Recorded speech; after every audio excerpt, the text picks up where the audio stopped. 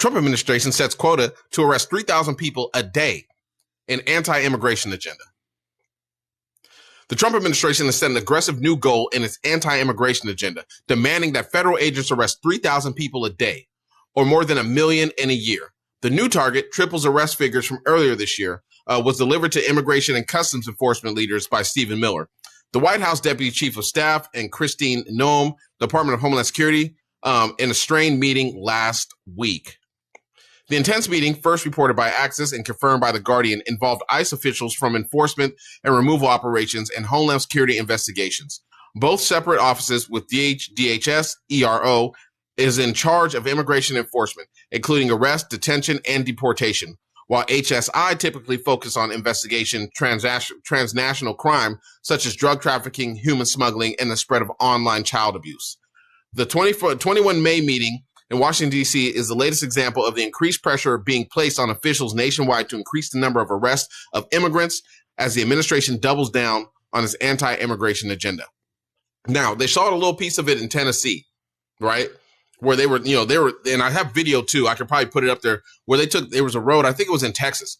They took the road and they pulled everybody over. All the white people got to go. But if you look brown of any kind of sorts, they pulled you over. They made you get out the cars. Checked everybody. Dude's like, yo, they're putting up tape so people couldn't film them doing it. You know what I'm saying?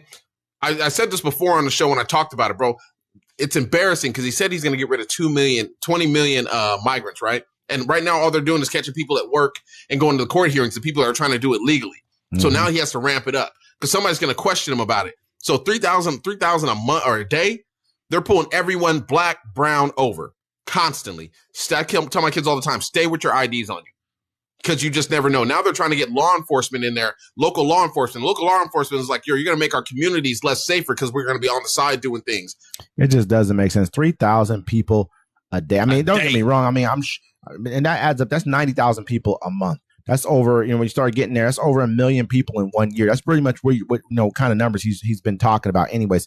Now listen to the fine words. My bad. I'm going to let you finish. Listen to the fine words. He didn't say deportations. He said arrest. I need 3,000 arrests a day.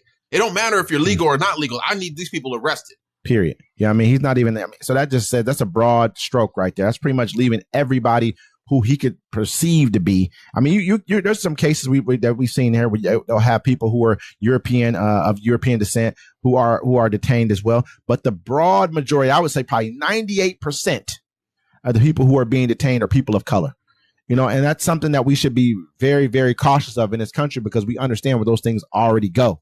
We understand how these things tend to play out when it comes with people of color. So I'm always very, very, whenever I hear something like this, I'm never a person who's going to jump overboard and say, oh, yeah, this is great. Let's do this. Nah, because I know it trickles onto everybody of color. It doesn't just stay in on one side.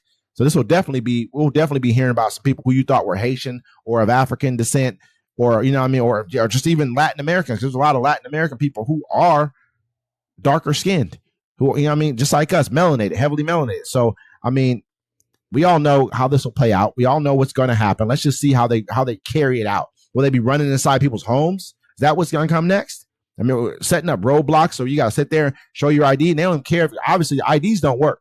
We saw the guy who was down in, even birth certificates don't really work. The guy down in Florida snatched him up. Mom brought in the birth certificate.